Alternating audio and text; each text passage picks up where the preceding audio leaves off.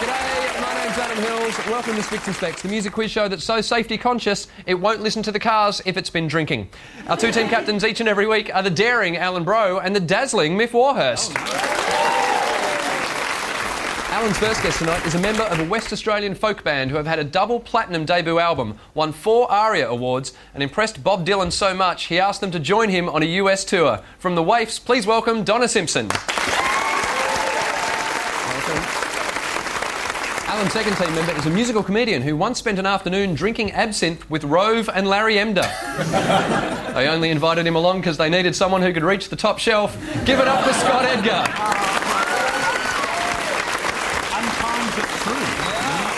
Miff's first guest tonight is one of Australia's best-loved singers, who was also known in Victoria as the face of TV's Keno. His albums went to number 4, number 7, number 13 and number 25. Please welcome Dennis Walter.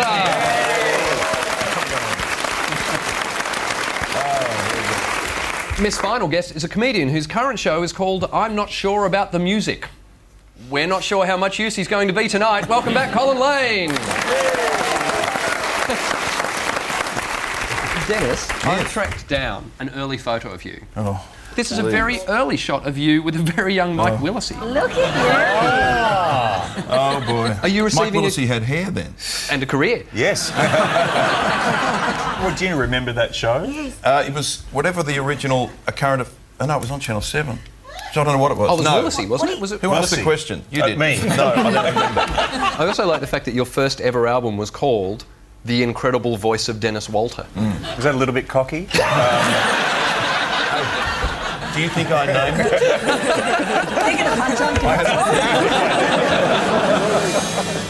it? Miff and Alan will pick a topic. Everybody will be quizzed on it. Your choices tonight are blues and roots, baroque, jukeboxes, and emo. Alan, you can pick the first topic tonight. Can I just say that blues guy looks like he needs a root, quite frankly. Oh, this is not like young talent. Well, that's not what Deborah told us when she was on. And that photo of the emo doesn't look like the emo that I know from Sesame Street. That's not... We'll have blues and roots, please. Okay, Miff. We'll have jukeboxes. Certainly. We'll start with blues and roots. Everyone on your buzzers, let's play Spicks and Specks. Your first question for 1 point. Have a listen to this ARIA award-winning Australian blues band. Name the band whose name contains a type of soul food.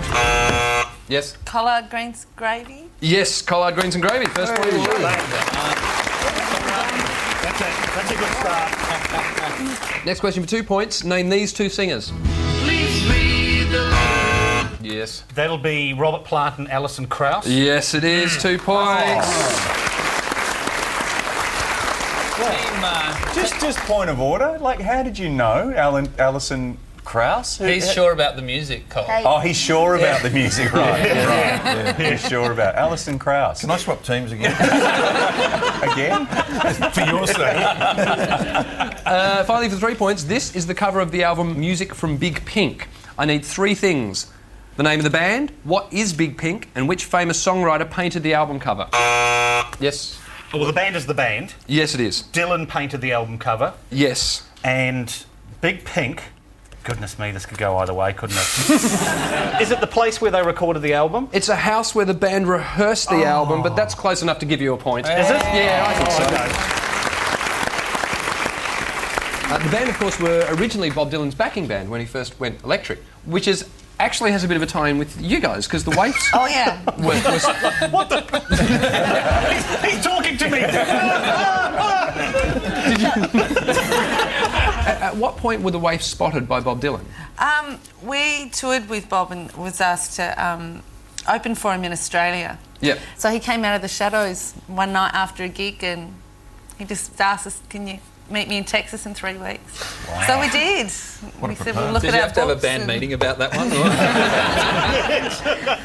You would have played some really big places in America with them. 50, 60,000 people, was it? There were some huge baseball stadium type places that we played. But then again, on every tour, he plays a place that he's never played before. I mean, we played up in Newcastle with Bob. Right. And I know that he's played Tamworth and the Ballina RSL in Australia. And so, you know, when we're on tour in the States, sometimes I've we done end there up... too.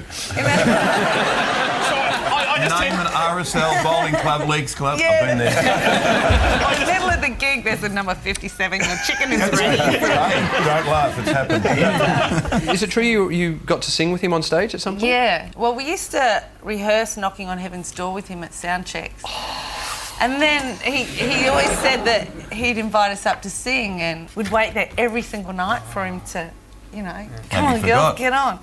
And we got bored and we'd go, oh, he's not going to ask us tonight. So in the end, we didn't end up showing up. And of course, the night we didn't show up, we got called up to do it, so at the last minute. Did you do it? Yeah, I was terrified. I froze. So it was Knocking on Heaven's Door? Knocking on Heaven's Door. Did anyone sneak in a bit of a aye? The Guns N' Roses version, yeah. Now, while we're talking supporting major artists, you've supported Bob Dylan, you've supported Dennis, Shirley Bassey. Yeah, Shirley Bassey twice in the 1 year. Wow. She cancelled both times. No, she did. She'd come to Australia. She had a few personal things going on. Right. Started the tour, and on about the second night at Hamer Hall, she did one of those big gestures at the end of the song, as she does. Her diamond ring flew off, and it bounced across the stage. No one knew where it had gone. I did. Straight through the stage door, landed at my wife's feet. Would have been worth plenty. And do you reckon if I'd known she was going to cancel the tour twice in the 1 year, we wouldn't have kept it? But we didn't, of course. Because I'm from Young Talent Town, you don't do that. On to jukeboxes. Your first question for 1 point. Which jukebox classic by Cab Calloway was about a girl described as a low-down... Yes? Minnie the Moocher? Yes, Colin!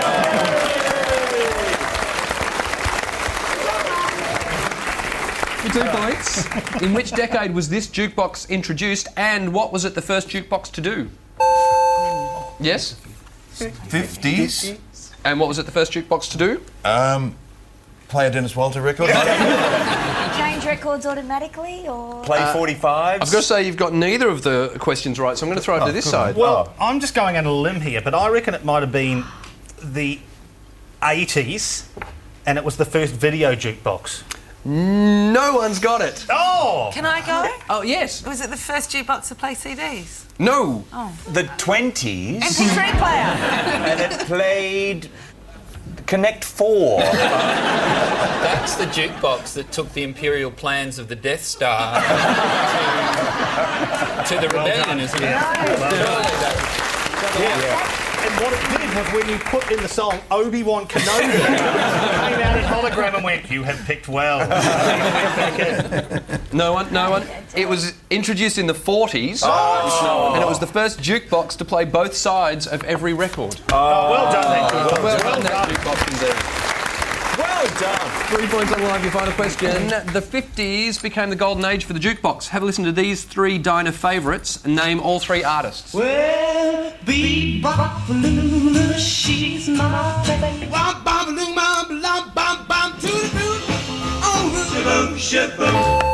Yes. Go, Miff. Richard in the middle. Yes. Bebop-a-luba, that was... Buddy Holly? No. No. I'm going to throw it over to the other side. Anyone? The first one was Elvis. Well, Elvis. No, it wasn't Elvis. No. Alison Krauss. No? No. No. The first one was Gene Vincent singing Bebop-a-Lula. And it was the Crew Cuts singing Shaboom. And who are they, Adam? Yeah, I've never For heard goodness sake. At the end of the first round, Miff, Dennis, Colin are on 2 points. Alan, Donna, Scott in front, 6 points.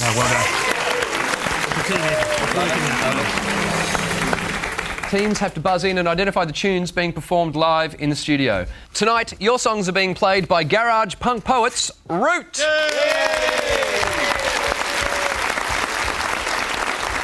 Song 1, please, Root.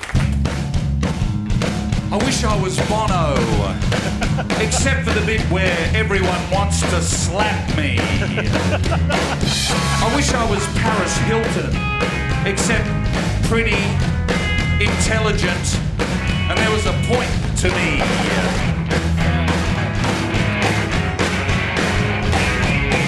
I wish I was Percy Quick Grip Shelley.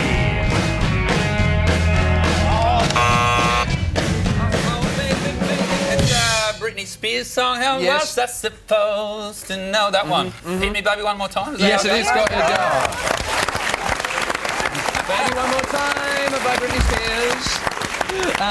Next song, please. I wish I was a bird flying up, up, up, and then down, down to poo on the windscreen of Nelly Furtado's Hummer.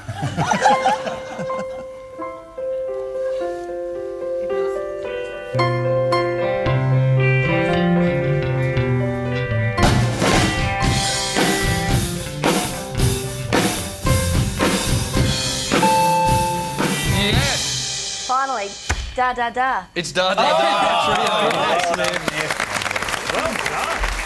Final song, please, Root. I wish I was Huck Finn, not Huck Tooey. I wish I was Quick Draw McGraw, not Babalooey. I wish I was the Shah of Iran, not the Shah of also ran. I wish I was Superman, not Supercilious Man.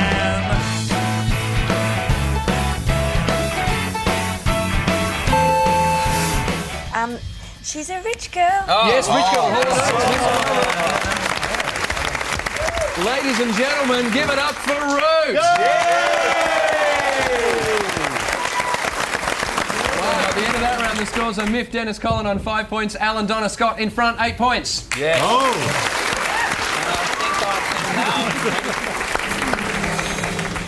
Each team will be given 3 items available for sale from an online auction site. You have to put those items in order of the price they sold for, most expensive to cheapest. Alan, Donna, Scott, your items are Elvis Presley aftershave, 6 vintage rock headbands, and a Cher doll, which contains less plastic than the real thing. And it's naked. In brackets. It's naked. Okay. So you could make her just like a turn back time video if you just put a bit of gaffer tape up there. Yeah, pretty much. Right. And popped her on a drinking straw.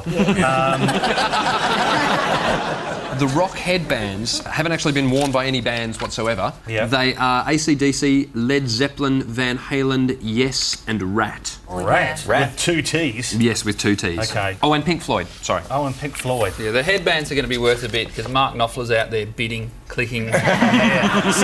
See, you would think that the Elvis aftershave is going to be the most expensive because people just love Elvis stuff, but I think... I think the headbands. You think the headbands? Well, that's the only thing I'd bet on. Wow, you're a dark horse.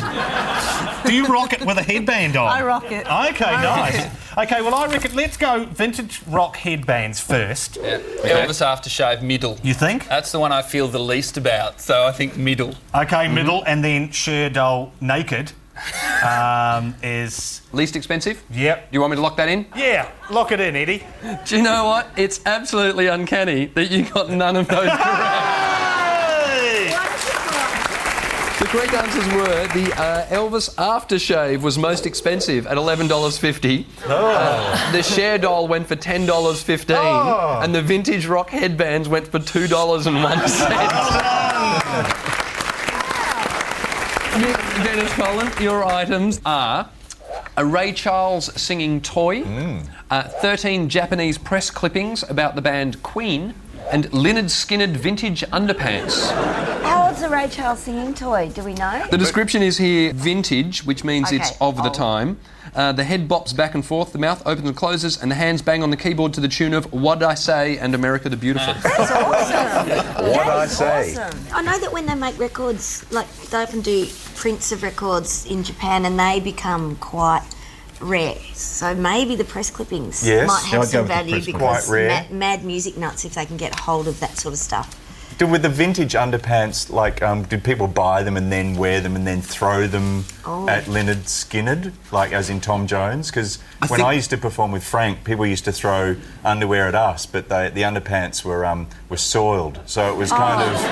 Well, vintage underpants could be soiled. Yes, they could be. They've never been washed. That's it. So maybe they're in original condition. Too much information. They're not worn. Yes. They stretch comfortably to 36 inches. Great. That's around the waist, yes? They're merchandise. They're Lynyrd Skynyrd merchandise. They printed their own underwear. But press clippings in Japan can be expensive. Japanese press clippings, All and then the right, singing toy, and then the vintage undies. underwear. What That about will that? do. Yeah, Yep. all right. Hey, Hilsey. We've been playing this game for a long time. This is possibly the 6th, maybe 7th time we've done this. This is the first time anyone's got all 3 correct.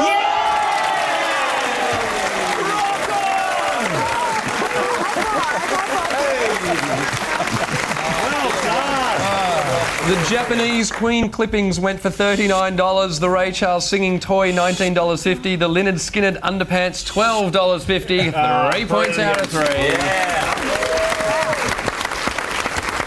At the end of that round, the scores are dead set even. Miff, Dennis, Colin on 8 points have caught up to Alan, Donna, Scott, who are also on 8 points.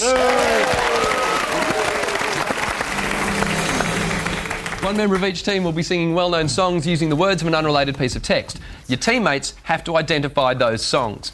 Donna, you'll be singing for Alan and Scott, and you'll be taking your lyrics from The Hobbit by J.R.R. Tolkien. That is your book. Those are your songs. Don't show your teammates. Ladies and gentlemen, Donna Simpson.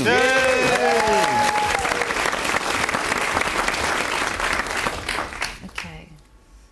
What can I do for you, my dwarves?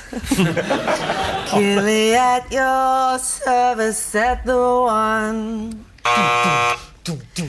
Yes. It's Blue Bayou. It's Blue Bayou, Linda Ronstadt, amongst others. Next song, please. Deep down here by dark water lived old Gollum, a small slimy creature. I don't know where he came from, nor what he was. He was Gollum as dark as darkness, except for 2 big round pale eyes in his thin face. He had a little boat, and he rode about quietly on the lake. Mr. Tambourine Man. By Bob Dylan, yes it is. Final song, If you please. actually kept singing that whole song, it actually works out to be the exact length of the book too. Bilbo almost stopped breathing, and he went stiff himself. He must fight, he must stab the foul thing and pull its eyes out and kill it. It meant to kill him. No, not a fair fight. He was invisible. Yes. Ring of Fire, Johnny Cash. Yes, it is. Ring of Fire, Johnny Cash. 3 points out of 3. Donna Simpson. Yes. Yeah. Look, no offence to Johnny Cash, but that was better. And I've just realised how appropriate it is. You're singing The Hobbit with Ring of Fire. He turned up with the one true Ring of Fire. No, well, at the time, it was just a ring of invisibility. The fire symbology didn't actually come in until later on. Freak warning. Getting darker, losing consciousness. And Donna, that was amazing hearing your voice as well. Oh, thank you. I have a bit of a moment with one of your songs. I'm in London still. Oh, Because a few years ago I was based in London and I'd just left Australia. And I'd left Australia on a 37-degree day and flown to London. And it was actually a snowstorm. As I got out of the airport, it was snowing, and I got in a cab and I drove to where I was staying, and I lived in a house with about 3 or 4 other Aussies that hadn't been home for ages. And I walked into the house and I went, I've got this album. And it was Up All Night by The Waves. Yeah. And I said, I've just been listening to this album over and over. You've got to listen to this. And I put it on and we played I'm in London Still. And we're all just sitting there going, I'm in London still. It was the perfect song for the perfect moment. Funny thing was, I was only there for 2 days when I wrote that. I've never lived in London. You just stabbed him right in the dreams. Dennis, you're going to sing next for Miff and Colin, and you'll be taking your lyrics from George Michael Bear. Oh, great. That's your book. Those are your songs. Don't show your teammates. Ladies and gentlemen, Dennis Walter. All right. There you go, Dennis. Here we go. First song, please. Has anyone got a spare pair of glasses?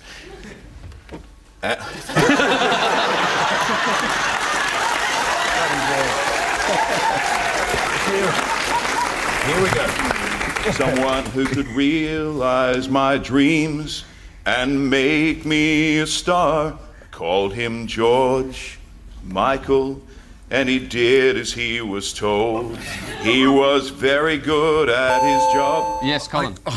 Look, it's Bob Dylan, yeah? No. I'm going to open it up to this team because I reckon you know. It's Cat Stevens, father and son. Yes, it is.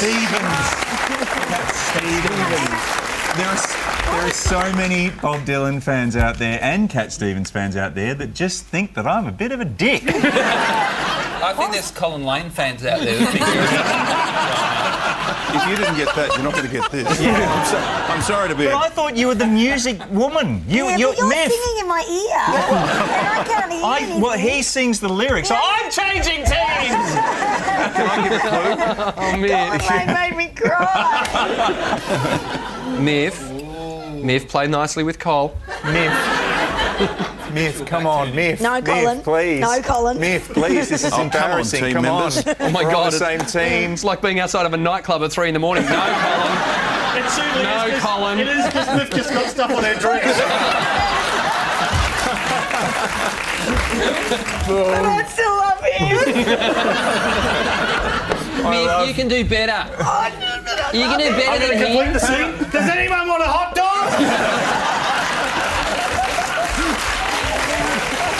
I love yous. Hang on, you get your hair out of your vomit. Here we go. Next Dennis, song. next song, please, Dennis. This was the time that I changed my name. I know I was going to have a change, but they started pressing wham, rap, wham, what? It ends in AP, and I still chose the name Michael Mortimer. Yes? Engelbert Humperdinck. To reach the impossible star. Bye. Impossible dream.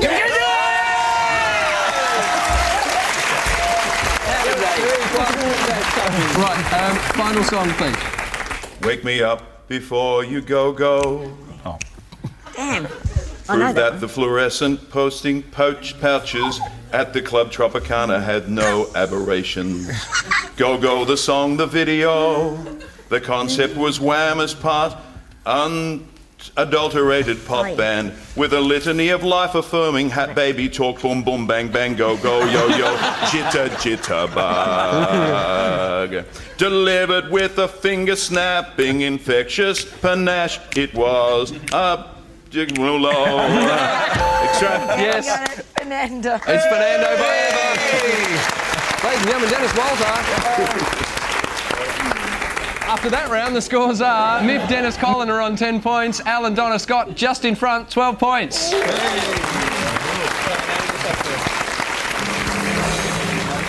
Teams, hands on your buzzers. 1 point for a correct answer, 1 point off for a wrong answer. Your questions start now. George Benson sings that the neon lights are bright. Yes? On Broadway. On Broadway. The Ryman Auditorium in Nashville was once home to which live... Yes? Grand Old Opry. The Grand Ole Opry, correct. The slang word Opry comes from which other... Oprah Winfrey.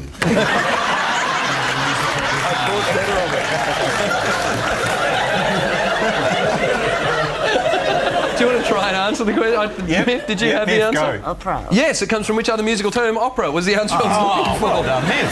Have a listen to this. Name the song. I wanna be rich. Yep. I wanna be The Fear, Lily Allen. It's The Fear by Lily Allen. Nice one, Miff. Working on a Dream is the 2009 album of which US singer? Yes? The boss, Bruce Springsteen. Yes, indeed. In the mid-60s, when Brian Wilson stopped touring with the Beach Boys, which country pop singer replaced him? Yes. Glenn Campbell. Yes, it was Glenn Campbell. Oh, yes. From the Glenn Miller song, we know that the girl from Kalamazoo is in which state? Yes? Agitated. For a minute there, I was going, that's not a state of US. It's in Wisconsin? Pennsylvania. Michigan was the answer I was looking for. Who were the following also known as? Sam, Jeff, Anthony and Murray. The Wiggles. The Wiggles. Simon, Theodore and Alvin. The Chipmunks. Yes. And finally, Simon and Garfunkel. Simon and Garfunkel is the answer I was looking for. At the end of the show, the final scores are Alan, Donna, Scott ended up with 14 points. Miff, Dennis, Colin won the day, 16 points.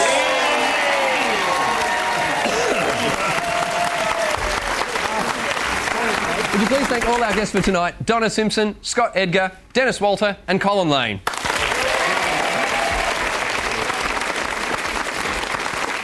And of course our two team captains, Alan Bro and Miff Warhurst.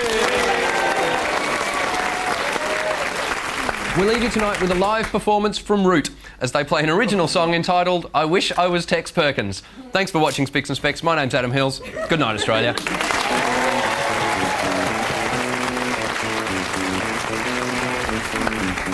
I wish I was Tex Perkins. He's a killer with the ladies. He's every sun-kissed Aussie girl's favourite kind of shady. Lascivious, oblivious. In his gasoline-stained Dax, he waits to meet your daughter on the wrong side of the tracks. He's every high-flying businesswoman's idea of rough trade. Even brainy feminists queue up to be enslaved. He flings his tradesman's ladder up to your wife's balustrade. He goes on like that endless road, he just keeps getting laid. No meat and 3-veg suburbia for this man, if you please. He's Tex Perkins. He eats roots and leaves.